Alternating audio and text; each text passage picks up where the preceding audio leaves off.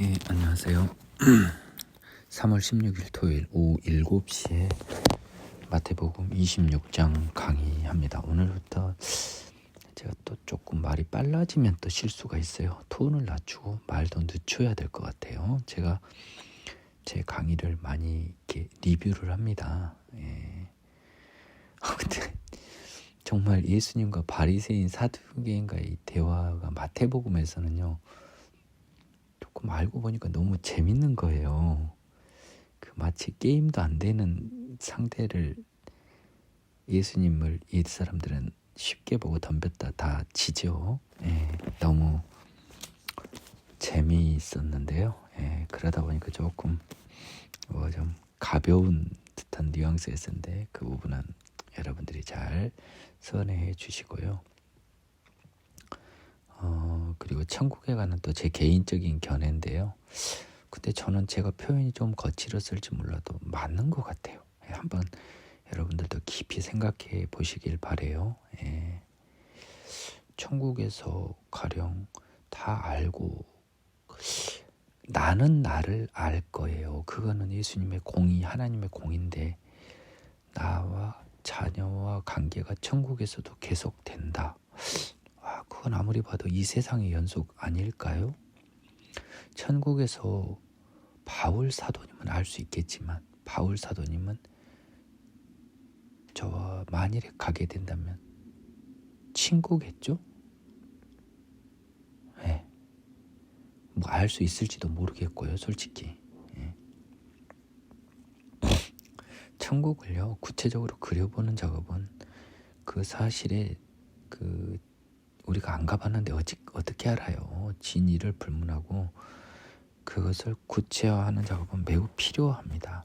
26장 예수를 죽이려고 의논하다 예수께서 이 말씀을 다 마치시고 제자들에게 이르시되 너희가 아는 바와 같이 이틀이 지나면 유월절이라 인자가 십자가에 못 박히기 위하여 팔리리라 하시더라. 그때 대제사장들과 백성의 장로들이 가야바라는 대제사장의 관정에 모여 예수를 흉계로 잡아 죽이려고 의논하되 말하기를 민란이 날까 하노니 명절에는 하지 말자 하더라. 사실은요 저랑 같이 막 웃으면서 들었지만요 23장에서요 이 바리새인들이 느꼈던 모멸감은 극에 달한 거였죠. 그래서요 26절에는 화면에 두 화면이 있는 겁니다. 예수님이 제자들에게 유월절에 자신이 이 십자가 사역을 하리라 라고. 근데 제자들의 반응은 안 적어놨어요. 애들은 몰랐을 거예요. 또 한편 다른 패거리들 대제사장은 한 명이 아니에요. 복수로 써져 있더라고요. 영어로도 올 치프 프리스트라고 이게 복수 여러 명 있나 봐요. 대제사장들이. 그리고 백성의 장로들. 이 표현도 뭐 약간 나이가 많은 분들인가 엘더들이 이렇게 시작해요. 영어 번역이. 그래서 이 백성의 소위 좀 이름 있는 이 좀 족장 대표 정도 되겠죠.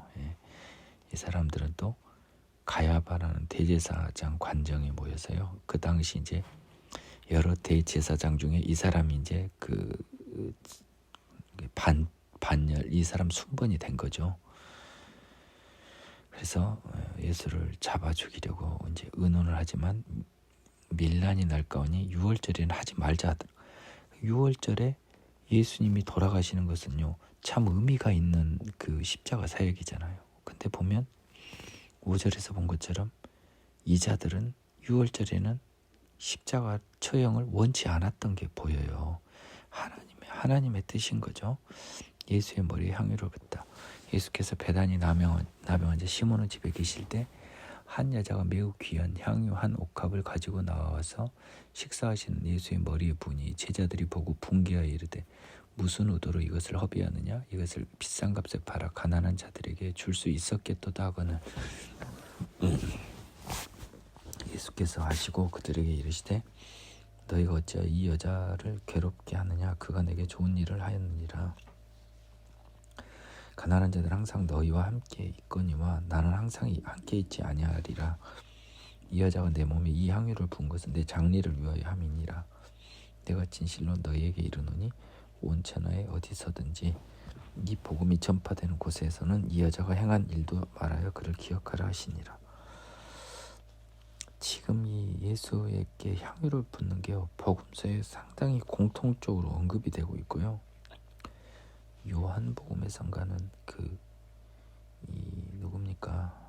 제 죽었다 살아난 나사로의 여동생 마리아라는 이야기도 있고요. 또 시기가 다른 누가복음도 있고, 아무튼 다양해요. 다양한데 이 여자가 와서 예수께 그 향유를 부어요. 비싼 향유를.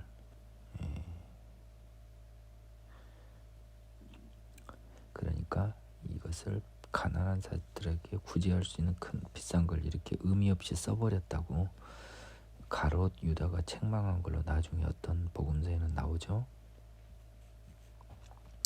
그런데 예수는 이 비싼 것을 사용한 걸 책망하지 않고 오히려 본인의 장례를 위하여 함이니까 이 일을 기억하라고 합니다. 거꾸로요.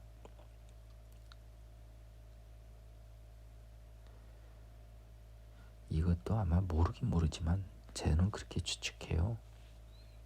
하나님이 그 어떤 마음을 주셨을 거예요. 유다가 배반하다. 그 여자에게요. 누군지는 안 나와 있어요. 이 여자가. 유다가 배반하다. 그때 12 중에 하나인 가룟 유다라 하는 자가 대제사장들에게 가서 말하되 내가 예수를 너에게 넘겨주리니 얼마나 주려었느냐 하니 그들이 은 30을 달아주거늘 그가 그때부터 예수를 넘겨줄 기회를 찾도다. 잘 아는 바와 같이 유다의 배반이 나오네요. 마지막 만찬 무교절의 첫날에, 그러니까 만찬 전에 이 가룟 유다는 음모를 지금 시행하고 있죠. 무교절의 첫날에 제자들이 예수께 나와서 이르되 유월절 음식 잡수실 것을 우리가 어디서 준비하기를 원하시나이까. 이르시되 성한 아무에게 가서 이르되 선생님 말씀이 내 때가 가까워 이 왔으니 내 제자들과 함께 유월절을 네 집에서 지키겠다 하시더라 하라 하시니 제자들이 예수께서 시키신 대로 하여 유월절을 준비하였더라. 저물 때 예수께서 12 제자와 함께 앉으셨더니 그들이 먹을 때에 이르시되 내가 진실로 너희에게 이르노니 너희 중에 한 사람이 나를 팔리라 하시니 그들이 몹시 근심하여 각각 여짜오되 주여 나는 아니지요. 대답하여 이르시되 나와 함께 그릇에 손을 넣는 그가 나를 팔리라. 인자는 자기에 대하여 기록된 대로 가거니와 인자를 파는 그 사람에게는 화가 있으리로다. 그 사람은 차라리 태어나지 아니하였더라면 제게 좋을 뻔하였느니라. 예수를 파는 유다가 대답하여 이르되 라비여 나는 아니지요. 대답하시되 네가 말하였도다 하시니라. 그들이 먹을 때 예수께서 떡을 가지사 축복하시고 떼어 제자들에게 주시며 이르시되 받아서 먹으라. 이것은 내 몸이니라 하시고 또 잔을 가지사 감사기도 하시고 그들에게 주시며 이르시되 너희가 다 이것을 마시라. 이것은 죄 사함을 얻게 하려고 많은 사람을 위하여 흘리는 바 나의 피 곧 언약의 피니라. 그러나 너희에게 이르노니 내가 포도나무에서 난 것을 이제부터 내 아버지의 나라에서 새 것으로 너희와 함께 마시는 날까지 마시지 아니하리라 하시니라. 이에 그들이 찬미하고 감람산으로 나아가니라. 소위 마지막 만찬인데요. 18절 부분 보면 그 나귀를 예루살렘 입성할 때 가지러 왔던 것과 비슷하게 참 재밌죠. 그냥 아무나 가서 했더니 다 정해졌고, 이 성경을 읽으면서 참 뭐랄까요, 좀 재미가 있는 부분이에요. 선생님이 가서 유월절 하겠다니까 다락방을 안내하고 막 그래요. 뒤에 가면 이제 다 앉았어요. 그런데 그 중에서 한 사람이 예수님을 판다고 충격적인 말을 했어요. 나는 아니지요라고 다 근심했지만 이 사람들은요, 이게 십자가에 죽으신 것도 긴가민가하고 확신이 없었고 이것도 확신이 없었어요. 왜냐하면 보세요, 나머지 복음서에도 유다가 판다는 말하고 유다가 한 행동이 정확히 일치하는데, 예수님이 그 사인을 주는 것과, 근데 사람들이 몰랐어요. 설마 했던 거죠.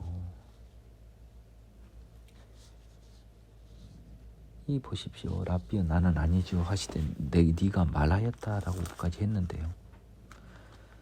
그래도 제자들은 관심이 없어요. 지금 십자가도 안 믿기고 누가 파는 것도 관심이 없어요. 그들이 먹을 때 예수님이 떡을 떼어 직사하시고요, 축복하시고 내 몸이라 또 잔을 가지고 감사기도 하시고, 이것은 죄 사함을 얻게 하려고 많은 사람이 흘리는 바 나의 피다, 언약의 피다. 이 약간 성찬과 관련된 이 예수님의 마지막 만찬의 부분은 요한복음에서 굉장히 좀 중요하게 다루어지거든요. 네, 그때 좀 자세히 언급하도록 하겠습니다. 29절에서요. 포도나무에 난 것을 아버지의 나라에서 새 것으로 마시는 날까지 마시지 아니하니라. 그래서 나중에 십자가에서 어떤 그 해면에 적신 포도주를 거부하는 것이 좀 나와요. 그들이 참여하고 감난산으로 나아가니라. 베드로가 부인할 것을 예언하시다. 그때 예수께서 제자들에게 이르시되 오늘 밤에 너희가 다 나를 버리리라. 기록된 바 내가 목자를 치리니 양의 떼가 흩어지리라 하였느니라. 그러나 내가 살아난 후에 너희보다 먼저 갈릴리로 가리라.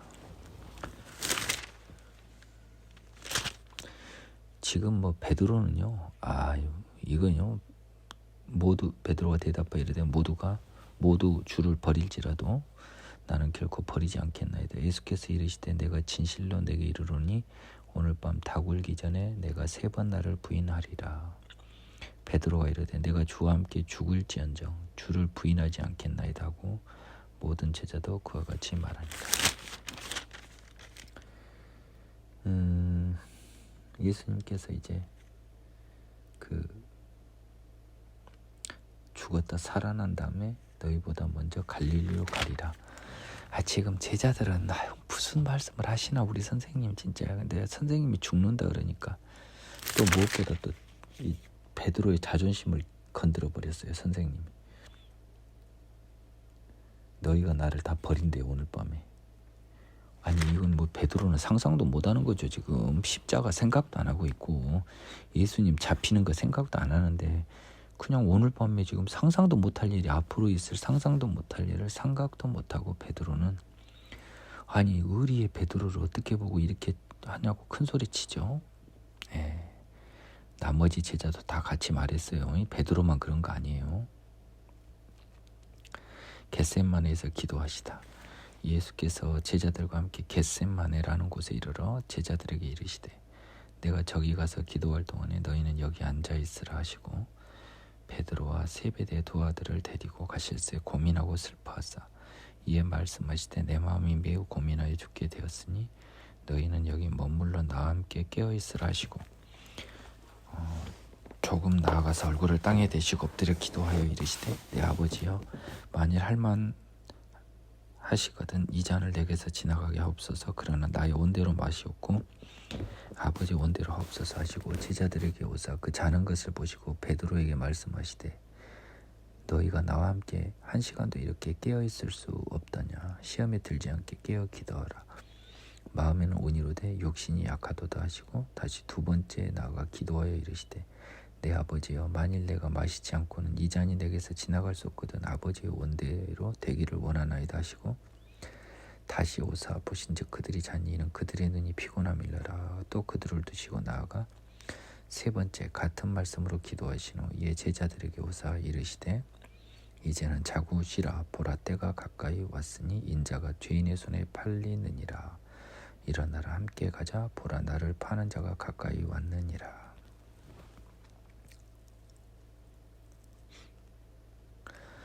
이제 겟셋마네라고 하는 데는 아까 제자들이 예수님 감람산으로 갔어요. 그러니까 이 감람산의 일부 동산에 있어요. 서쪽 기슭 동산.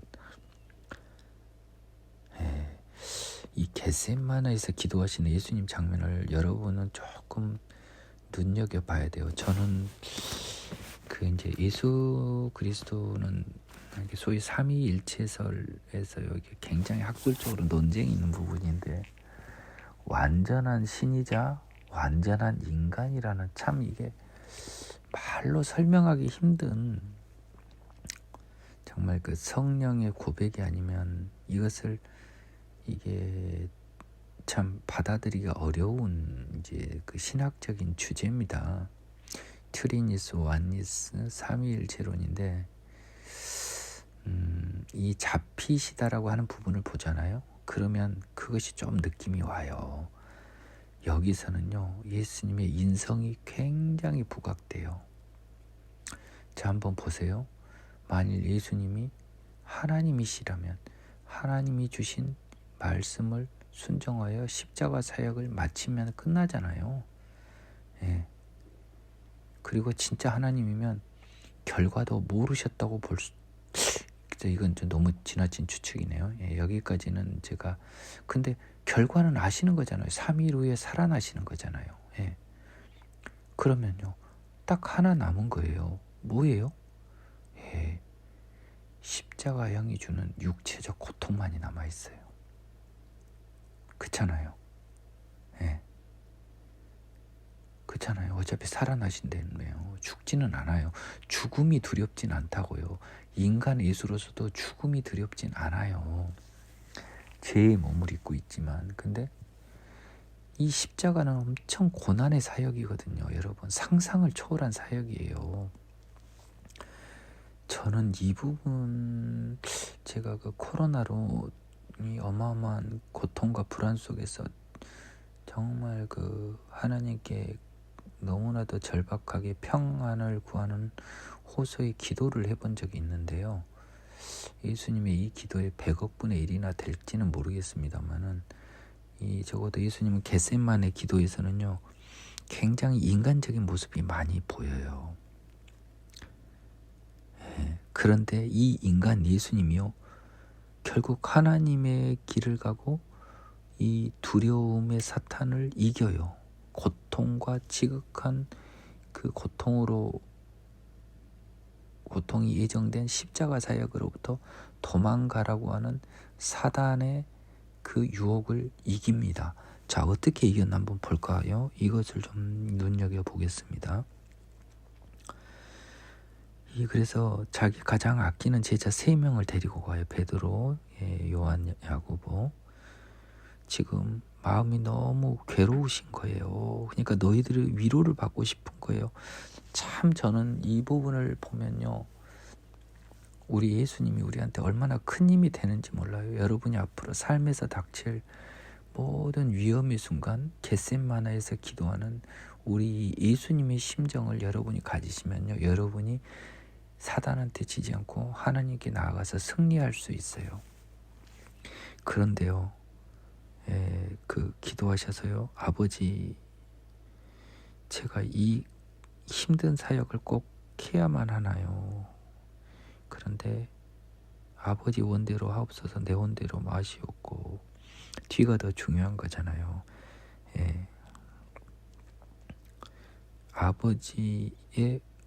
아버지는 선하신 분이고 아버지는 의로우신 분인데, 아버지의 의에 내 육의 고통을 희생하는 그 각오가 써져 있는 거잖아요. 그래서 지가 이게 피하고 싶은 솔직한 심정은 표현했지만, 하지만 나의 원대로 마시옵고 아버지 원대로 하시옵소서. 조금 생각해보면 우리가 어차피 육체적으로 고통 속에 죽음을 이제 겪지 않습니까? 그러면 그때 우리가 이 기도를 드려야 될 것 같아요. 아버지, 할만하시다면 제가 죽음의 육체적 고통을 최소화하고 아버지 나라에 가게 해주세요. 그런데 나의 원대로 마시옵고 아버지 원대로 하옵소서. 결국 우리도요, 이 기도를 해야 돼요. 언젠가 이 기도 해야 된다고요. 우리 죽을 때.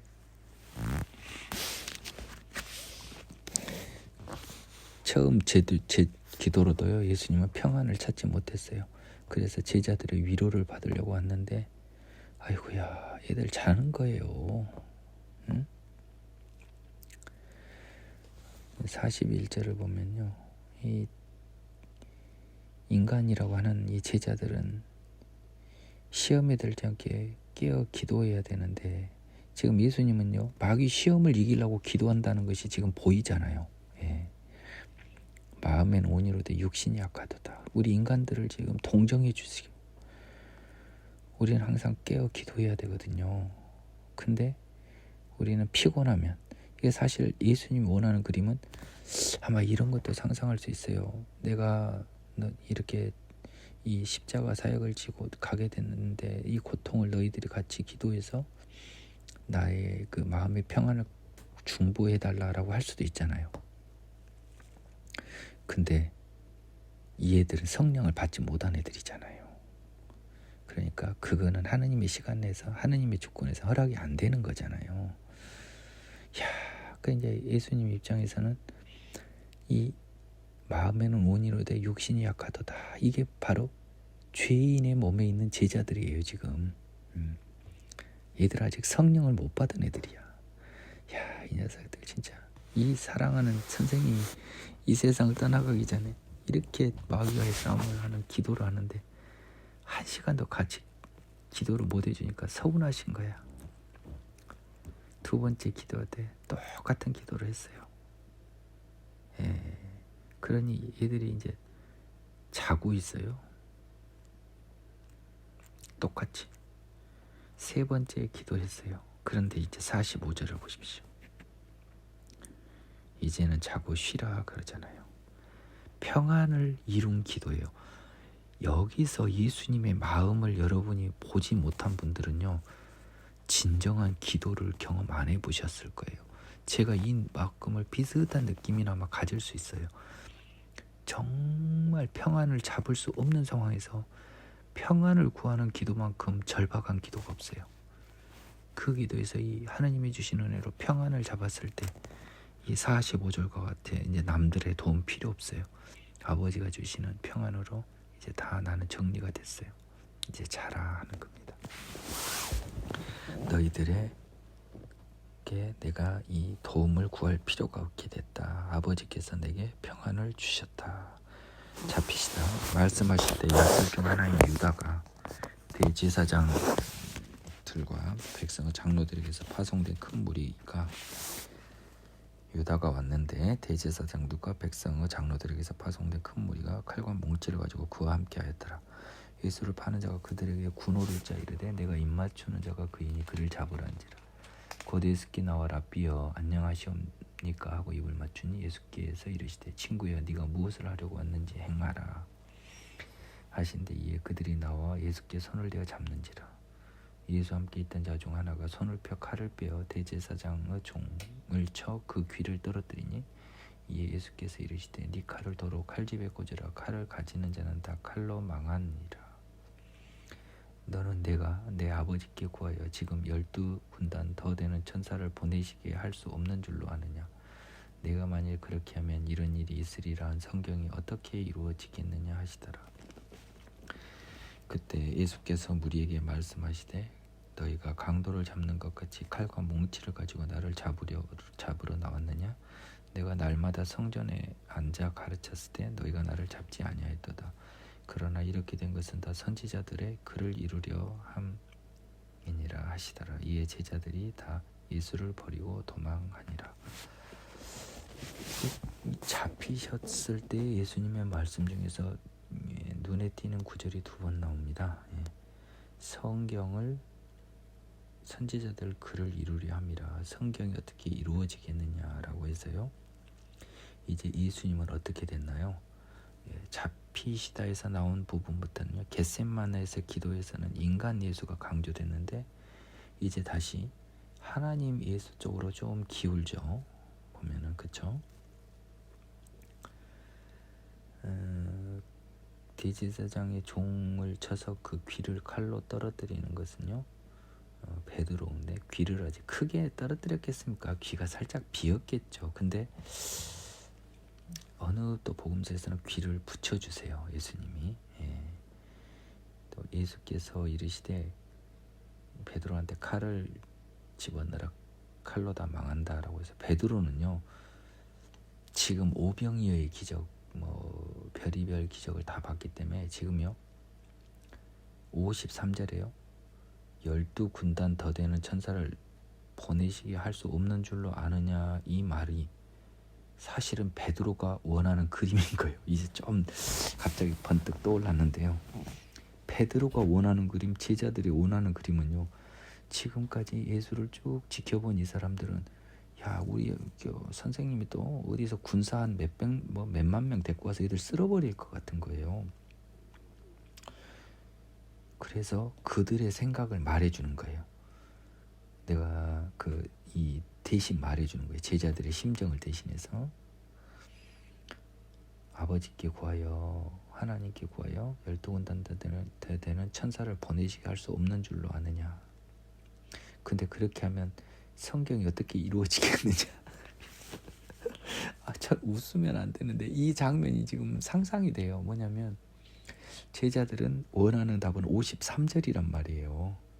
근데 그렇게는 안 하시겠다는 게 54절이잖아요. 성경을 이루기 위해서. 그러면 이 죄인들 제자는 아이고 우리 선생님 드디어 뻥카가 끝났네 이런 거예요. 12군단 데려오기는 뭘 데려와. 말도 안 되지. 이제 딱 잡히니까 별 볼 일 없네 우리 선생님. 아이고 오병이어는 우리가 헛것을 받는갑다. 또 이런 또 악마, 이 사단, 죄의 본성이 살아난 거예요. 53절과 54절 순간순간에서 제자들의 마음속을 여러분이 좀 읽어보면 재밌어요. 그러면서 좀 더 기다렸죠. 그래도 혹시 또 이제 천사 보내시는 거 아니야? 12군단. 아직은 포기 안 했어요. 근데 예수님이 내가 날마다 이렇게 가르쳤어도 잡지 않다가 이렇게 됐는데 이렇게 된 게 다 선지자들 글을 이루려 합니다. 예수님은 진실을 말씀하시고 성경을 이루려 한다는 진리를 말씀하시는데 바로 보세요. 제자들이 예수를 버리고 도망가는 제자들이 이제는 더 이상 우리 선생님 같이 우리 선생님의 우리 선생님에 대한 애정은 있어요. 몇 년을 같이 다녔습니까 지금. 근데 우리 선생님 힘은 여기까지도 하고 도망가 본 거예요, 여러분. 선생님 나 미안한데 나 도망갈래요. 선생님 생각보다 힘 없네 하고 도망가 본 거예요 지금. 참 재밌네요. 공회 앞에 서시다. 예수를 잡은 자들이 그를 끌고 대제사장 가야바에게로 가니 거기 서기관과 장로들이 모여 있더라. 베드로가 멀찍이 예수를 따라 대제사장의 집 뜰에까지 가서 그 결말을 보려고 안에 들어가 하인들과 함께 앉아 있더라. 대제사장들과 온 공회가 예수를 죽이려고 그를 칠 거짓 증거를 찾으매 거짓 증인이 많이 왔으나 얻지 못하더니 후에 두 사람이 와서 이르되 이 사람은 말이 내가 하나님의 성전을 헐고 사흘 동안에 지을 수 있다 하더라 하니 대제사장이 일어나서 예수께 묻되 아무 대답도 없느냐. 이 사람들이 너를 치는 증거가 어떠하냐 하되 예수께서 침묵하시거늘 대제사장이 이르되 내가 너로 살아계신 하나님께 맹세하게 하노니 네가 하나님의 아들 그리스도인지 우리에게 말하라. 예수께서 이르시되 네가 말하였느니라. 그러나 내가 너희에게 이르노니 이후에 인자가 권능의 우편에 앉아있는 것과 하늘 구름을 타고 오는 것을 너희가 보리라 하시니 이에 대제사장이 자기 옷을 찢으며 이르되 그가 신성모독하는 말을 하였으니 어찌 더 증인을 요구하리요. 보라 너희가 지금 이 신성모독하는 말을 들었도다. 너희 생각은 어떠하냐? 대답하여 이르되 그는 사형에 해당하니라 하고 하나니라 하고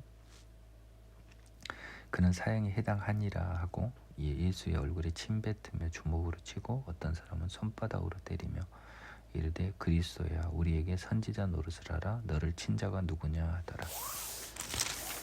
자 이제 예수님은 체포되셨어요. 그래서요 대제사장 가야바에 가서요 공회에 끌려갔어요.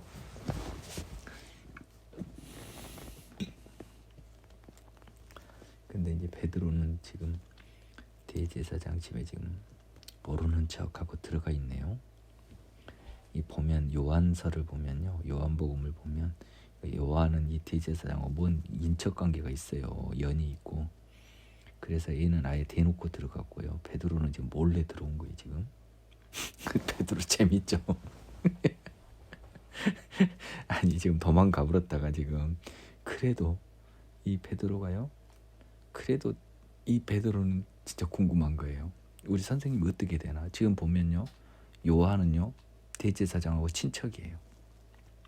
친척은 아니어도 자기 잡아갈 사람 없어요. 요한은 믿는 구석이 있어요. 근데 베드로는 지금 갔다 갔다 공범으로도 몰리고 자기가 지금 오른팔처럼 행세했기 때문에 사실은 지금 드러내놓을 수는 없어요. 근데 아무리 봐도 우리 선생님이 그렇게 쉽게 저기 할 분이 아닌데 또 이 궁금증이 또 호기심 천국이 발동이 된 거예요, 베드로가.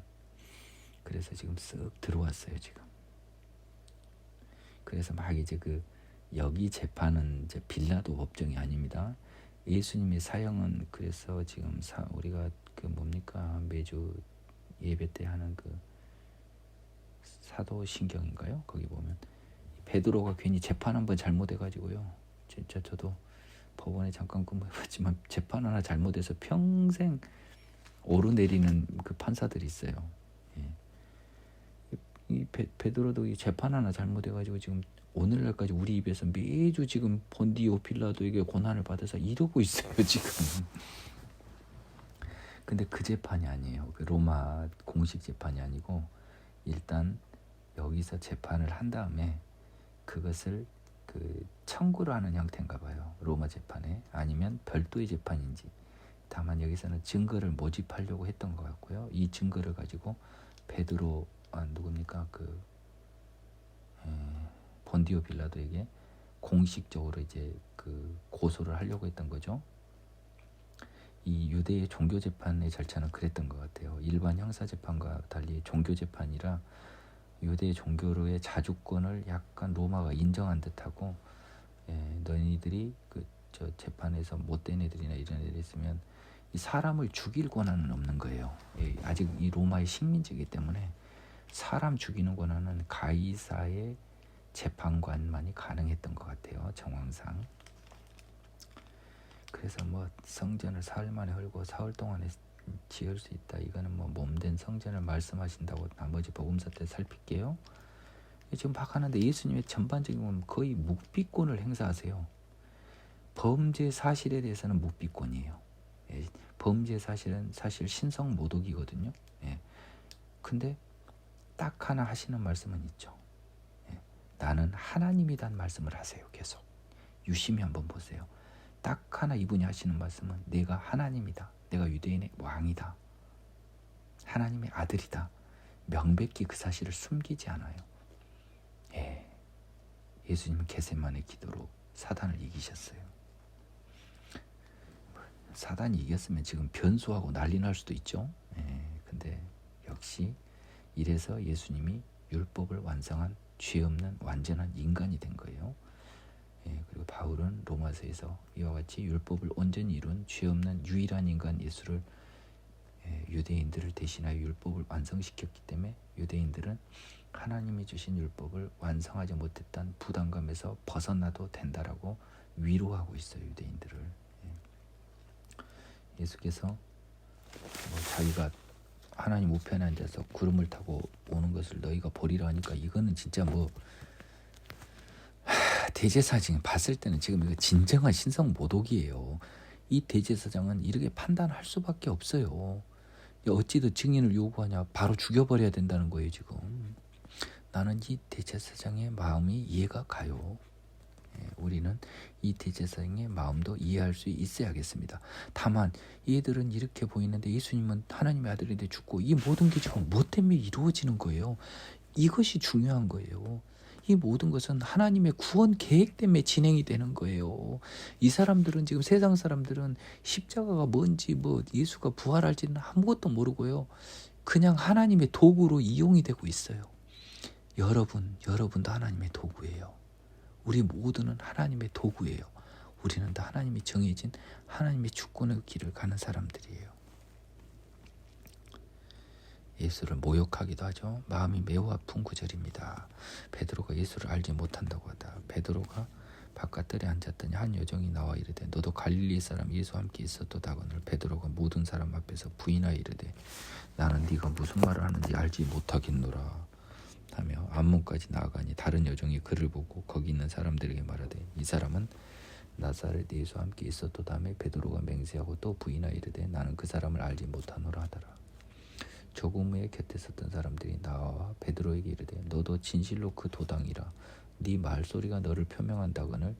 그가 저주하며 맹세하여 이르되 나는 그 사람을 알지 못하노라 하니 곧 닭이 울더라. 이에 베드로가 예수의 말씀에 닭 울기 전에 내가 3번 나를 부인하리라 하심이 생각나서 밖에 나가서 심히 통곡하니라. 유명한 베드로의 부인입니다. 심지어 3번째 때는 저주하여 맹세까지 하면서 부인을 해요. 처음에는 맹세만 했잖아요. 첫 번째는 그냥 단순 부인, 두 번째는 맹세 앤드 부인, 세 번째는 저주 맹세 부인. 그래서 맹세는 함부로 하는 거 아니잖아요. 그렇죠? 거짓말한 애들이 이렇게 맹세해요. 저 웃으면 안 되는데 자꾸 웃음이 나와요. 죄송해요. 그러니까 맹세는 이렇게 거짓된 애들이 하는 거라고요. 근데 베드로는 75절에 베드로가 이제 여기서 큰 울림을 받아요. 또 다시 하는 우리 선생님에 대한 존경심이 또 나와.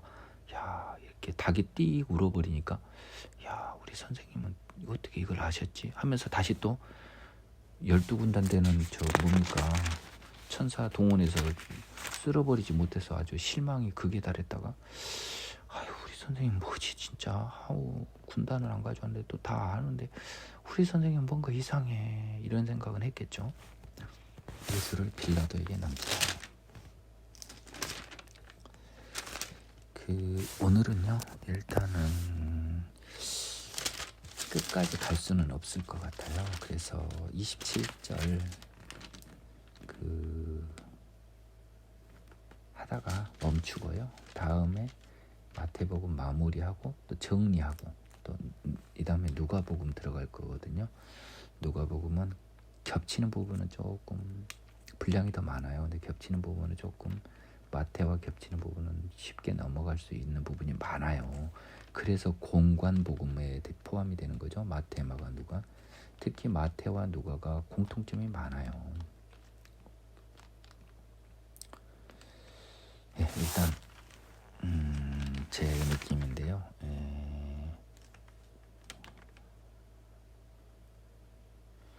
26절까지만 하고 일단 마무리하겠습니다. 새벽에 27장 예수를 빌라도에게 넘기다. 새벽에 모든 대제사장과 백성의 장로들이 예수를 죽이려고 함께 의논하고 결박하여 끌고 와서 총독 빌라도에게 넘겨주니라. 자, 이 사람들은요 끌고 가서 빌라도에게 죽여달라고 넘겼지만 6월절에 죽이는 건 반대했어요. 잘 아시죠? 유다가 목매어 죽다. 그때 예수를 판 유다가 그의 정죄됨을 보고 스스로 뉘었죠. 그 은 30을 대제사장들과 장로들에게 돌아갔다 주며 이르되 내가 무지한 피를 팔고 죄를 범하였도다 하니 그들이 이르되 이것이 우리에게 무슨 상관이냐 네가 당하라 하거늘 유다가 은을 성소에 던져놓고 물러가서 스스로 목매어 죽은지라. 대제사장들이 그 은을 거두며 이르되 이것은 핏값이라 성전구에 넣어둠이 옳지 않다 하고 의논한 후 이것으로 토기장이의 밭을 사서 나그네의 묘지를 삼았으니 그러므로 오늘날까지 그 밭을 피밭이라 일컫느니라. 이에 선지자 예레미야를 통하여 하신 말씀이 이루어졌느니 일렀을 그들이 그 가격 매겨진 자 곧 이스라엘 자손 중에서 가격 매긴 자의 가격 곧 은 30을 가지고 토기장이의 밭값으로 주었으니 이는 주께서 내게 명하신 바와 같으니라 했더라. 이 부분은요, 유다는 이제 좀 괴로워서 자살을 하는 거죠. 그리고 은을 성소의 그 성전구에 넣나 봐요. 하지만 이거는 대제사장들이 이건 핏값이다. 이거는 거룩한 성전구에 둘 수 없다 해서 그래서 얘는 자살해 버렸고 이거 좋은 일 하고 싶잖아요. 지금 찜찜하니까. 그래서 나그네의 묘지, 이거 사실은 그 오늘날로 따지면 사회복지법인에다 기부한 거랑 비슷한 거예요. 나그네들의 묘지는 없을 거 아니에요. 그래서 그걸 삼았어요. 그래서 오늘날까지 피밭이라는데요. 이게 선지자 에레미야보다는 약간 그 스가랴서에서 나온 말과 비슷한 게 있는데요. 이 성경에서 뚜렷이 연결은 되고 있지 않지만 은 30, 매매 가격, 토기 장이의 밭값, 이 세 가지만으로도 약간 이 결과적으로 유다가 자살을 하고 대제사장들이 밭을 샀는데 하필 토기당의 밭을 샀고요. 그래서 그 값이 피밭. 피밭은 단순히 핏값이라고 하는 것과 더 어울려요. 핏값 30세겔. 이 모든 것들을 이제 공통점으로 보면은 이 스가랴서와의 이제 그 연결점을 찾아오는데요. 이렇게 큰 의미를 둘 필요는 없을 것 같아요. 해석에서. 다만 마태는요, 이 예수님의 이 사역을 구약과 연관짓는 작업을 제일 많이 한 사람이에요. 물론 요한이나 누가도 했지만 이 제일 많이 했어요. 이분이 우리가 전번에 봤던 그거 있잖아요. 천국의 제자된 서기관마다 마치 새것과의 것을 그 곳간에서 내오는 주인과 같다라고 하는 그 예 때문에 별나도 이걸 많이 했어요. 그래서 예수님이 그 구약에서 말씀하신 메시아라는 것을 어떻게 해서든지 구약의 인용 구절과 공통점을 연구하는데 많은 노력을 투자한 것 같아요. 마태가. 십자가에 못 박혀 예수를 넘기다. 예수께서 총독 앞에 섰으며 총독이 물어 이르되 네가 유대인의 왕이냐. 예수께서 대답하시되 네 말이 옳도다 하시고 대제사장들과 장로들에게 고발을 당하되 아무 대답도 아니하시니라. 이 빌라도가 이르되 그들이 너를 쳐서 얼마나 많은 것으로 증언하는지 듣지 못하느냐 하되 한마디도 대답하지 아니하시니 총독이 크게 놀라워하더라. 명절이 되면 총독이 무리의 청원대로 죄수 한 사람을 놓아주는 전례가 있더니 그때에 바라바라는 유명한 죄수가 있는데 그들이 모였을 때 빌라도가 물어 이르되 너희는 내가 누구를 너희에게 놓아주기를 원하느냐, 바라바냐, 그리스도라 하는 예수냐 하니 이는 그가 그들의 시기로 예수를 넘겨준 줄 알미더라. 총독이 재판석에 앉았을 때 그 아내가 사람을 보내어 이르되 저 오른 사람에게 아무 상관도 하지 마옵소서. 오늘 꿈에 내가 그 사람이라 얘를 많이 태웠나이다 하더라.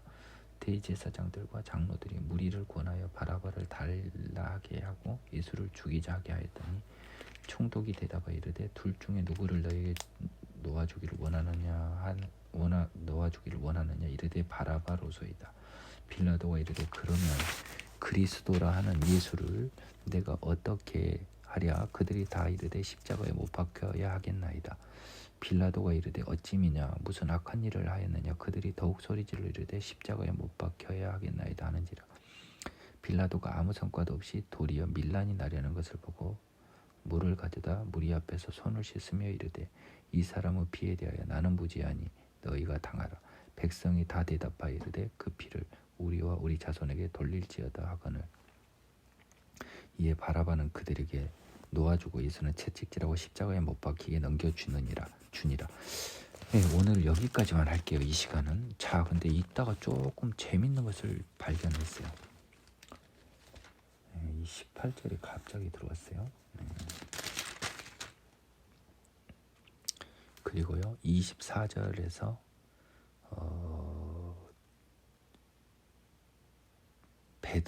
그러니까 빌라도의 자 이렇게 이 두 가지가 지금 살짝 눈에 들어왔네요. 이제 총독이 여러분 이제 잘 아셔야 되는데요.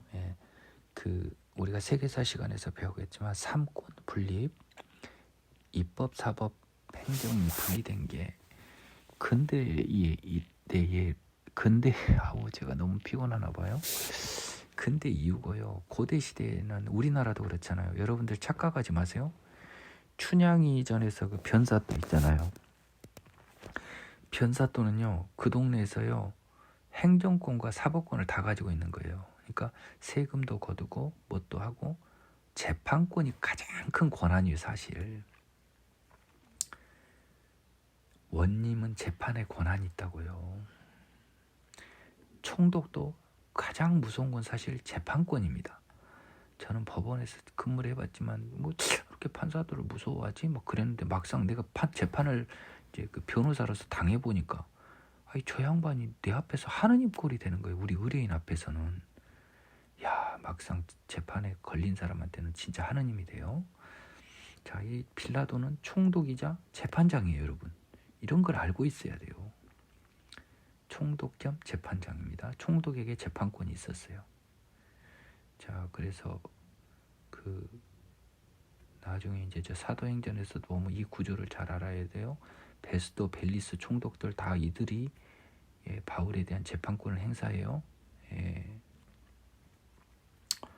그래서 이제 궁금하잖아요. 판사니까. 야, 너 뭐냐? 네가 지금 유대인의 왕이냐? 지금 얘들이 이렇게 지금 너를 고발해 가지고 왔는데 막 네가 지금 이렇게 혹세 무민한다고 하는데 그래 네 말이 옳대요. 그러니까 이제 재판장 아닙니까 빌라도. 그러면 여기 대제사장들과 장로님들 당신들 와서 이자가 뭐 있는지 고발해봐 하니까 여쩌고 이자는 뭐 성전을 헐어버리고요, 뭐 가이사도 무시한 발언도 했고요, 뭐 그 저기 뭡니까, 응? 뭡니까, 뭐 아까 뭐 우리 뭐 하나님의 아들이라고 하질 않나. 참 정말 우리 법대로라면 찢어 죽여도 시원치 않습니다라고 막 이렇게 고소를 하는데 예수님은 대답할 가치가 없잖아요. 네가 유대인의 왕이냐, 네 말이 옳다고 끝났어요. 더 이상 말이 필요 없어요. 대답 안 해요. 빌라도는 궁금하잖아요. 보통은 피고인들이 다 변수하거든요. 안 죽으려고. 사실은요, 제가 그냥 그 해봤는데 그 정도는 아니고 뭐 이런다고요, 다. 근데 빌라도가 예수님한테 그러는 거예요. 야, 저 대제사장들과 장로들이 너를 얼마나 많은 것으로 증언하는지 안 듣냐? 너 귀가 먹었냐? 왜 대답 안 하냐? 그런데 총독은 놀라워해요. 재판 때 이런 일이 없거든요. 다 살라고 난리인데 아무 말도 안 하잖아요. 이거 지금 사형에 해당한다는 죄로 했는데 아무 말도 안 해버리면 놀라는 건 판사예요. 죽겠다고 하는 거잖아요. 그러면 죄 없는 사람 죽이면 자기 찜찜하잖아요. 이 빌라도가 딱 이 코너에 몰려버린 거예요. 야, 이거 뭔가 느낌이 싸해요. 야, 이거 지금 뭔가 이상해. 보통의 살인범들은 막 난리인데 아무 말도 안 하고 뭔가 이상해요 지금. 그래서 빌라도가 이 찜찜함을 버리려고 이때 그 6월절이니까 죄수한 사람 놓아주는데 이 사람 빨리 놔주고 싶어. 괜히 잘못하다 내 손에 피 묻히게 생겼어. 아주 찜찜해. 그러니까 이 18절이 제가 확 들어왔던 게 그거예요. 이 18절은요 빌라도의 판단인데요. 이 고소한 내용을 들어보니까 죽일 만한 게 하나도 없는 거예요. 근데 가만히 보니까 얘들 말투를 보고 뭘 알았냐면 이 사람은 판사는 판사야. 그들의 시기로 예수를 넘겨준 줄 압니다. 자, 이제요.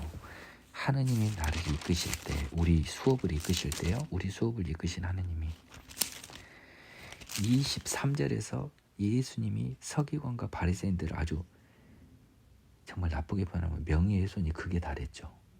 모욕이 극에 달했어요. 이들이 이때 죽이려고 한 거예요. 이것 때문에.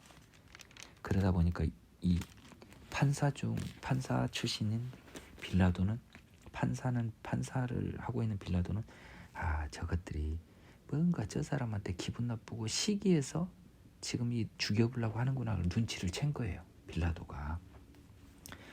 역시 판사는 판사네요. 빌라도도 같은 직업. 여러분들 판사 눈은 무서워요. 안 보는 척하면서 다 보고 있어요. 판사라는 직업이 그렇게 만들어버려요. 사람을. 더군다나 이제 와이프가 여보 저 사람 나쁜 사람 아니야. 오늘 내가 꿈 꿨는데 아이고 저 사람 때문에 뭔가 좀 느낌이 안 좋아. 당신은 저기 개입되지 마. 아주 빌라도는 돌아버려요. 지금 18절 봐서 죄도 없는데 시기 때문에 죽여야 되고 결국 빌라도는 뭐예요? 마누라까지 이러는데 저 사람 죽이면 나 살인범이에요. 엄청 지금 부담감이 그게 다라고 지금 뭔가 이 사람을 죽이면 안 될 것 같은 엄청난 부담감을 끌고 가지고 있어요. 대제사장과 장로들은 대제사장과 장로들은 제가 발음이 분명한 사람인데 의외로 지금 빨리 하니까 이래요. 바라바를 달라하고 예수를 죽이자 했어요. 총독이 뻔히 그러는데 또 물어보는 거예요. 누구를 아니 예수를 놔주고 싶어 죽겠어요 지금. 우리 빌라도 판사님은 예수를 놔주고 싶어 죽겠다고 지금 18절 19절 보세요. 근데 바라바래. 그러면 이제 뭐면 이제 그래 그럼 좋아 바라바를 내주면 이제 그리스도를 죽이고 싶진 않아요. 지금 큰일 났어요. 나 지금 꿈자리도 마누라는 사납다 그러지. 포하니까 죄도 없는 사람인데 세상에 판사로서 죄 없는 사람 죽이는 것처럼요 부담스러운 게 없어요. 조금 오늘 시간이 여유가 있어서 말씀드리는데요. 박정희 대통령이 공과가 있으시죠. 예, 그분 돌아가신 분을 욕할 수는 없죠. 그분은 분명 오늘날 대한민국의 초석을 다지신 공이 있으세요. 근데 그분 다 큰 흠이 나는 유일한 굉장히 큰 흠은 인혁당 사건 만들어가지고요. 그냥 계엄에서 그냥 막 그냥 쭉쭉쭉쭉 가가지고 세상에 사형 선고하고 며칠 있다 다 사형 집행해버렸어요. 그때 반대 의견을 못 낸 사형에 대한 반대 의견을 2분인가 몇 분이 내셨거든요. 그거 안 낸 분들은요 역사 앞에 죄인이에요. 그 사람들은 이 빌라도하고 똑같아요. 제가 왜 24절을 체크를 했는지 말씀해 줄게요. 예수가 어떻게 하랴 그들이 십자가에 못 박게 하겠나를 죽이라는 거예요. 그러니까 빌라도는 지금 싫어요. 그래서 23절 아유 뭐 악한 일을 했냐고. 근데 아주 막해서 죽여라 하면서 막 횃불 들고 막 그냥 어깨에 동무하고 막 난리야 지금. 곧 쳐들어올 것 같아 안 죽이면. 24절 보세요. 빌라도가 아무 성과도 없이. 뭔 성과예요? 예수를 살려주려고 하는 게 아무 성과도 없는 거죠. 지금 자기는 손을 피 안 묻히고 마누라도 찝찝하다고 하는데 지금 도리어 밀란이 나려고 해서 밀란이 나면 내가 죽어요 이제. 예? 나도 죽어. 이 민중들이 죽여라고 하는 안 죽이면. 야, 그러니까 이제 하는 짓을 보세요. 이것이 바로 죄인의 또 다른 모습이야. 지 살라고 억울한 사람을 죽여. 자, 지 살라고요? 하느님을 안 믿는 빌라도니까 손만 씻으면 된 줄 알고요. 손을 씻습니다. 오늘 여러분은 인간의 어리석음 그리고 제가 재판을 해보고 판사를 해봤기 때문에 이 빌라도의 심정이 훤히 보여요 지금. 손을 딱 씻습니다. 그러면서 나는 무죄하다. 네가 당하라고. 백성들이 다 대답하여 그 피를 우리와 우리 자손에게 돌릴지어다. 아니 빌라도가 이 사람의 피는 나는 상관없네. 너희가 당하라고 한다 그래서 오케이 우리가 당할게 하면 아니 그 죄가 그리 넘어갑니까? 빌라도 죄는 당연히 남죠. 이게 인간들의 자기 편할 대로의 생각이에요. 그래서 이 죄 때문에 오늘날까지 매주 일요일마다 1부, 2부, 3부, 4부 예배마다 전 세계 교회에서 빈디도 본디오 빌라도에게 고난을 받으사 십자가에 못 박혀 죽으시고 본디오 빌라도란 이름이 딱 사도신경에 딱 인쇄돼서 박혀가지고요. 이 사람은 자기가 지은 죄의 억만 배의 벌을 지금 당하고 있는 거예요. 이 더러운 죄죠 사실 이것도. 그렇잖아요. 죽이면 안 되는 거였어요. 근데 이게 죽는 게 다 하나님의 주권 하에서였죠. 아니 내 피는 무죄하면 이스라엘 백성이 우리와 우리 자손에게 돌릴지다면 그리 넘어가냐고요. 이것이 인간의 어리석은 생각이요. 참. 그래서요 26절에서 드디어 우리 빌라도 판사님은 돌아올 수 없는 강을 건너죠. 바라바를 놓아주고 예수를 십자가에 못 박히게 넘겨주니라. 사형 집행하라고 도장을 찍어준 거예요. 인혁당 사건 사형에 대해서 이거는 너무 가혹한 형벌이다라고 원심 파기를 못한 대법관들이 이 상황에 딱 걸려든 거예요. 어떻게 보면 그분들도 인간이니까 참 한계가 있었을 거예요. 근데 아마 반대 의견을 편 분 중에 적어도 한두 분은 마음속에 하나님을 섬기는 분도 있었을 것 같다라고 하는 추측을 제가 해봐요. 오늘 이 부분을 읽으면서요. 자, 다음 시간에는 마태복음 마무리 및 정리하고요. 누가복음을 약간 개요를 설명드리고 조금 앞에를 가든지 그렇게 큰 의미 없이 시작되거든요. 그래서 그렇게 할게요. 일단 오늘 수업은 여기서 마치겠습니다. 수고하셨습니다.